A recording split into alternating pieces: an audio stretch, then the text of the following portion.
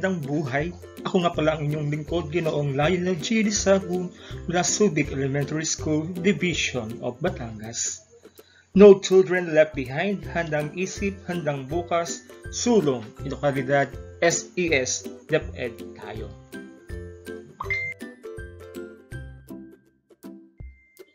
Ano ang tayutay?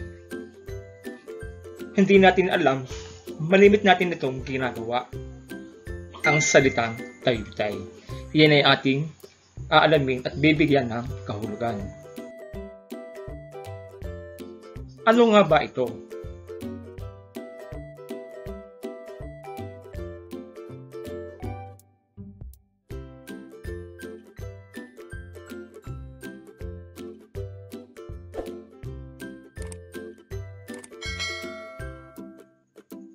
Ito ay ang pagwawangis, pagsitao,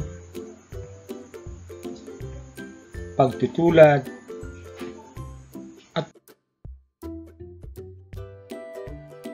ang tayutay ay salita o isang pahayag na ginagamit upang bigyan din ang isang kaisipan o damdamin.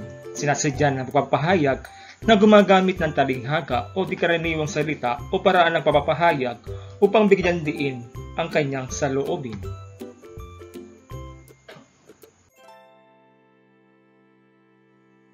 Mga uri ng tayutay.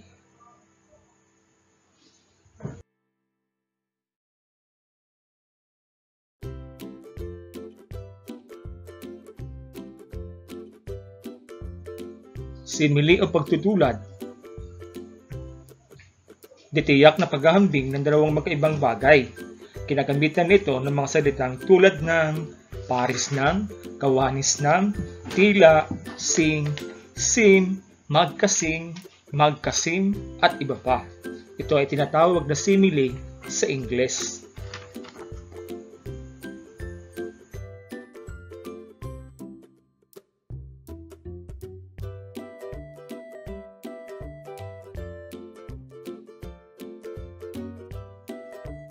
Metapora o pagwawangis. Tiyak na pagkahambing ngunit hindi na ginagamitan ng pangatnig. Nagpapahayag ito ng paghahambing na nakalapat sa mga pangalan, gawain, tawag o katangian ng bagay na inahambing. Ito ay tinatawag na metaphor sa Ingles.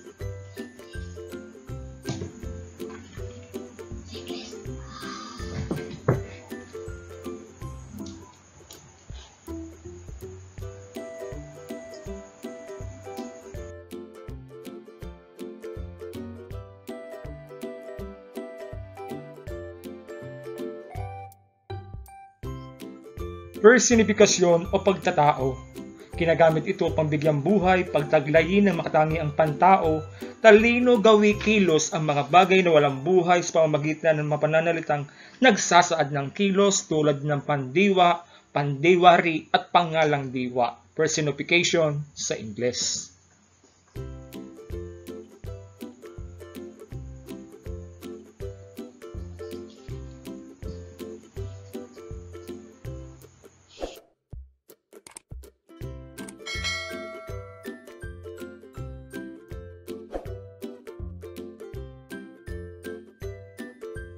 Apostrophe o pagtawag, isang panawagan o pakiusap sa isang bagay na tila ito ay isang tao.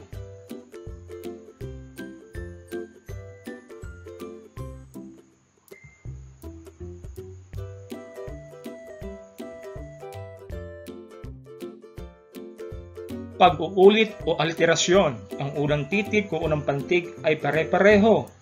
Anapora, pag-uulit ng isang salitang nasa unahan ng isang pahayag o ng isang sugnay. Anadiplosis, paggamit ng salita sa unahan at sa hulihan ng pahayag o sugnay. Epipora, pag-uulit naman ito ng isang salita sa hulihan ng sunod-sunod na taludtod. Empanodos o pabalik na pag-uulit ng pabaligtad ng mga pahayag. Katapora, paggamit ng isang salita na kadalasang panghalip na tumutukoy sa isang salita o parirala na binanggit sa hulihan.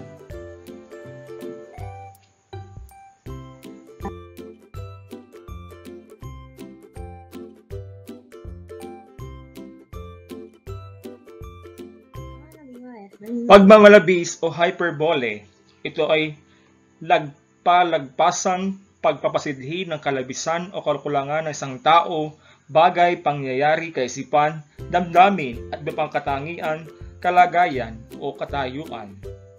Pagmamalabis o hyperbole sa English, hyperbole.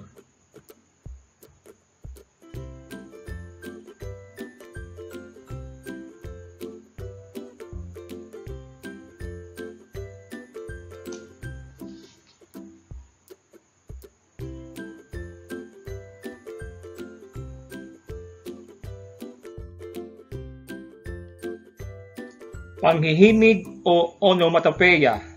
Ito ang paggamit ng mga salitang kung ano ang tunog ay siyang kahulugan. Onomatopeia sa Ingles. O-N-O-M-A-T-O-P-O-E-I-A. Onomatopeia sa Ingles.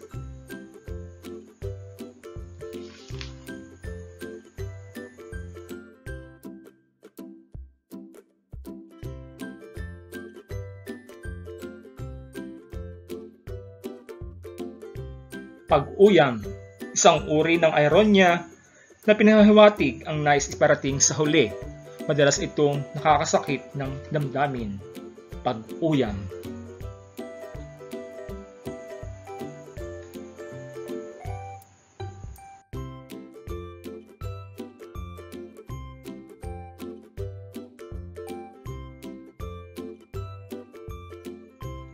Senekdoke o papapalit saklaw.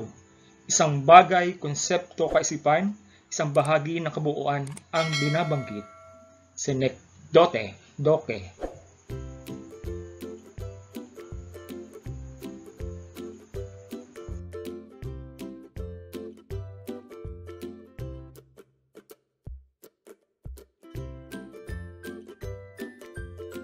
Paglilipat wika, tulad ng pagbibigay katauhan na pinasabas sa bagay, ang makatangi ang pantao na ginagamit ang pang-uri. Paglilipat wika.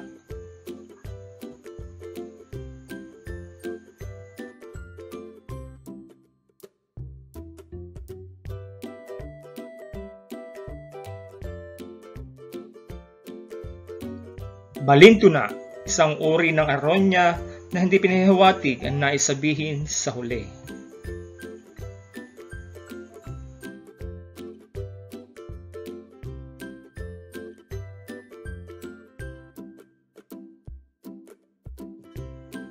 Pasukdol, pataas na paghahanay ng mga salita o kaisipan.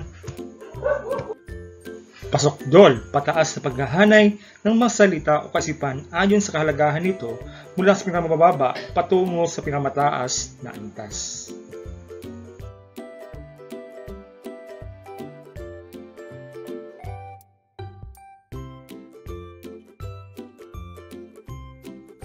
Pagtanggi o litotis, gumagamit ng katagang hindi na nagbabadya ng pagsalungat o di pagsang-ayon. Ito may himig na pagkukunwari, isang kabaliktaran ng ibig sabihin.